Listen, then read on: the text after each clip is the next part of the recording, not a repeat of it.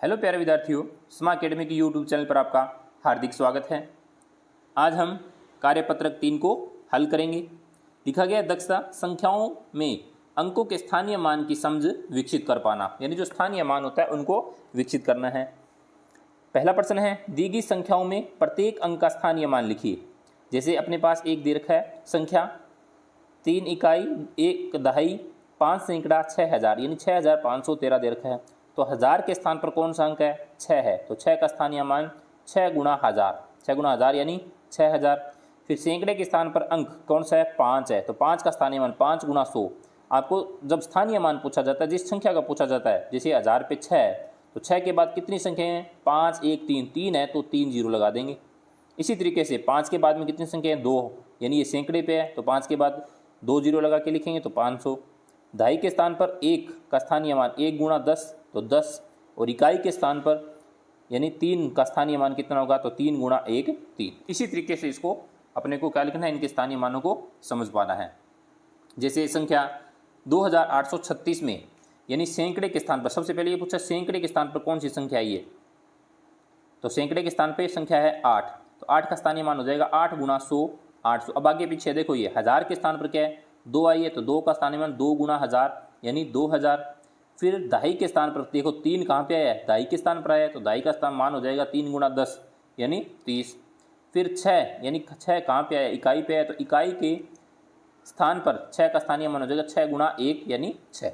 इस तरीके से इसको हल करना है। फिर अगला है संख्या 3085 में। अब देखो हज़ार के स्थान पर 3 के का स्थानीय मान 3 गुणा हज़ार यानी 3000। फिर सैकड़े के स्थान पर 0 है, सैकड़े के स्थान पर आए 0 का मान क्या होगा? 0 होगा। दहाई के स्थान पर आए अंक 8 का स्थानीय मान होगा 8 गुणा 10 यानी 80। इकाई के स्थान पर आए 5 का स्थानीय मान होगा 5 गुणा 1। तो इस तरीके से इसको हल कर देंगे।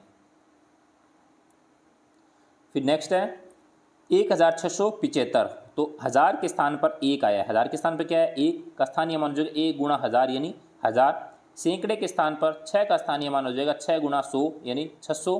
दहाई के स्थान पर 7 का स्थानीय मान 7 गुणा 10 70।